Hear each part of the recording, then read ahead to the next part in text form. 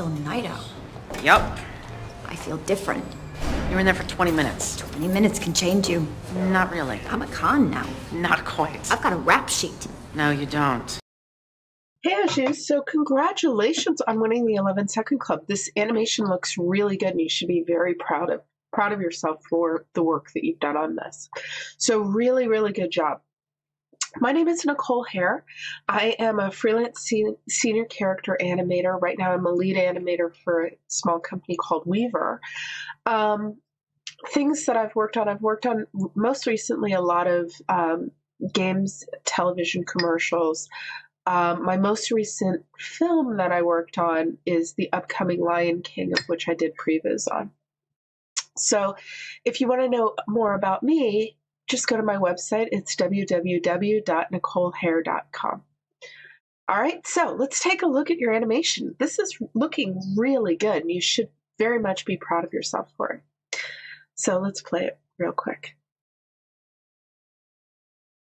I like that you've extended your shot by just adding extra frames onto the head. One of the things, just so that you know, that would help it feel a little bit less like, oh, the audio is just starting here, is if you could just add some white noise in the background of the beginning half that doesn't have audio. That'd make it feel like, oh, the audio is kicking in later, or the dialogue is.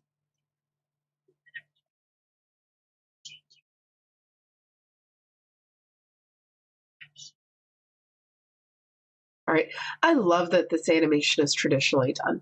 It's an art that I think really should come back on a more consistent basis. And I like the style of animation that you've got going on in here. You're definitely playing with your squash and stretch. It's fun. It's really fun. Something else that I really like that you've done is that you're playing with depth.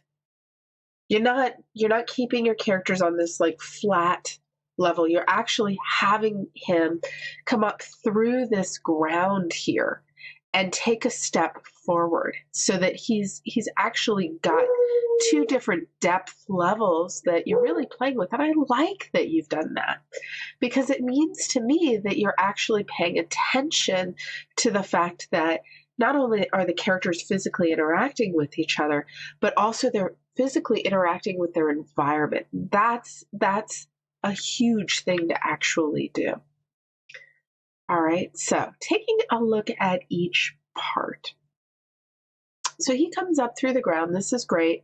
Really nice use of overlap here. I might actually push the ears just a little bit more so that when he comes up, he gets a little bit more of sort of an arrow look. So it's like he's really pushing through.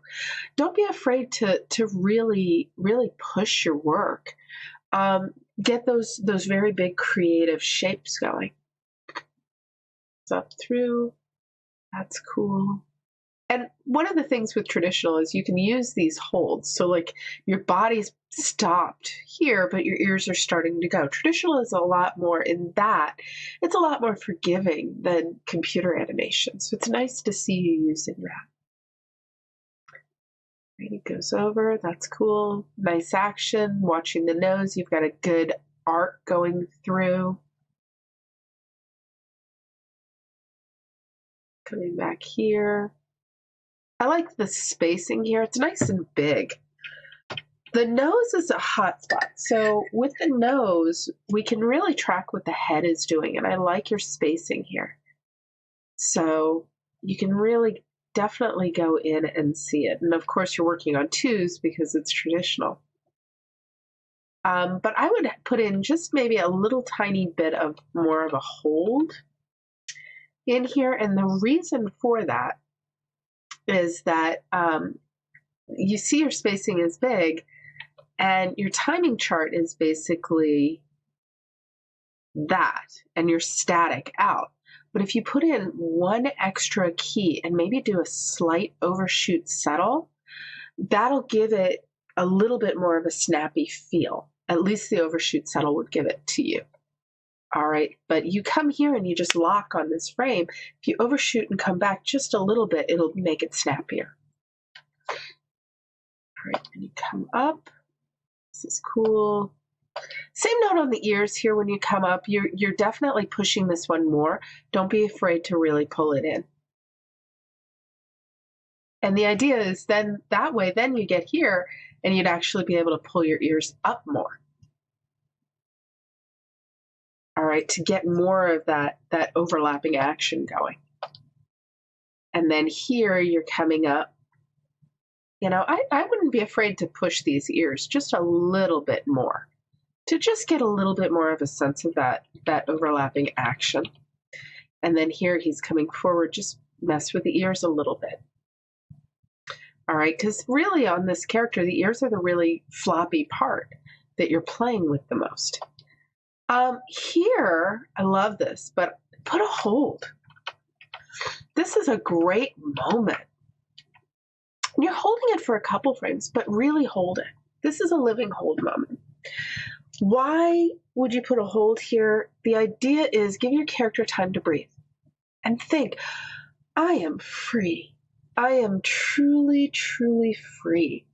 If you give him that moment, and hold this moment. Fortunately, you're traditional, so you can do this pretty straightforwardly.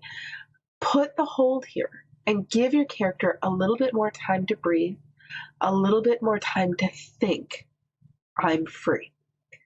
Then you get the gag of him pulling out the other character. Oh, that's right, I've got a friend here, and now I have to pull him out. But give your character time to think, and that's going to ultimately make your animation so much stronger.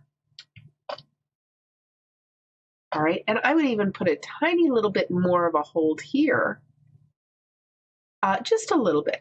I would call this one more of a mini hold, because then that'll give your character time to say, I'm pulling out something heavy.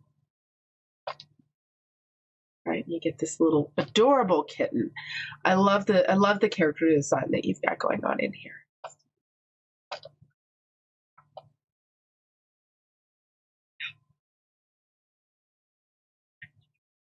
Okay. Yeah, and I know you're timing to the audio, and that's exactly what you should be. I think the audio could deal with some holds, but that's a different issue. I love this. I feel this is so nice. This is such a great frame. Oh, everything's pulling. It's a great frame. So this makes me happy. All right. Now here, the hands are pretty static. So when the head comes down, let the hands react just a little bit more. They're pretty static in frame. So as the head comes down, let the hands come down just a little bit more. They're staying pretty static in frame.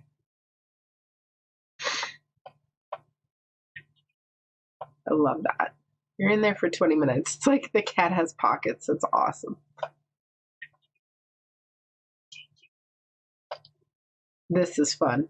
He comes, he does that. Really nice switch on that arm, by the way. Good. I love the fact that you've got the fire in here. The fire is huge. It adds that spark of color. I would love to see, after he lights a cigarette, you to keep a spark of color just on the tip of the cigarette. You know, and when he breathes in, you know, maybe spread it a little bit and then let it just go back down to the tip. If you're going to play with color, that's basically where you want to bring the color in.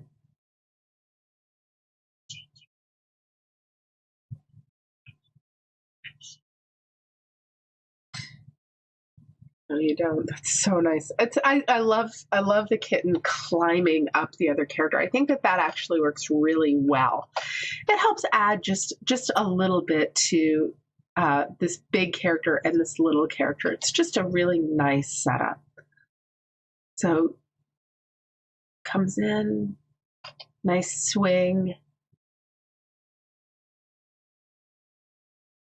Now having a little kid myself, when she comes in, one of the good things to do is to cut on action. So here you've got the legs sort of down, which is this nice pose. On this pose, I would actually keep the legs still in that sort of swing down but start the legs coming up. And then in this shot, you would finish those legs coming up into this. So you'd allow in this shot the ball up. That cutting on action, what it does is it helps everything feel like it's actually cutting within a motion. So I wouldn't stop the swing here for two reasons. One, his body weight is over here. His pendulum is here. He's going to want to keep swinging.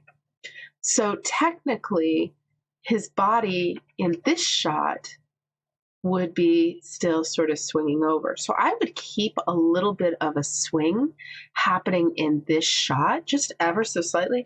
And what that's going to do is, and this guy can stay static, except for the tail that's hooked onto the finger. If you keep a little tiny bit of a swing in this shot, it'll keep this shot feeling more connected to the previous shot. All right. And then here he does this. Technically, the rope would be a little bit higher and his body would be a little bit more, and I always overdraw, by the way. His body would be a little bit more like this. All right. Because he's pivoting on this. So definitely think about how your pivots are working and how your weight is working. It's a beautiful animation, but there's just some little tiny things that if you do would actually really help you. And then this is nice. You're going in and swinging. Like this is a good weight position, by the way. He gets pushed down. I would squash him even more. I'd let him be really squished when he gets pushed down. So he's like, then when he gets put down here, I'd even let him be a little bit more squished here. Because you're going cartoony, you can get away with this, which would then, of course, mean that this arm would have to be pushed down. And then he comes up doing a little bit of a bounce into the position. So I think that there's a lot of really good stuff going on in here. I like this very quick motion, really nice blur frame here. And then the coming up, this is really nice. Yeah, and this is what I'm talking about with the ears. That's what I'm talking about. That looks awesome. All right, so you should be really proud of where you are with this animation. There's a lot of stuff that is going on really good with this. There are some things that I would say, keep going on it because you're right there. You're right at the cusp of this being, demo reel ready. All right, so very good job. Keep going, and congratulations again on winning this month's 11 Second Club. Good job.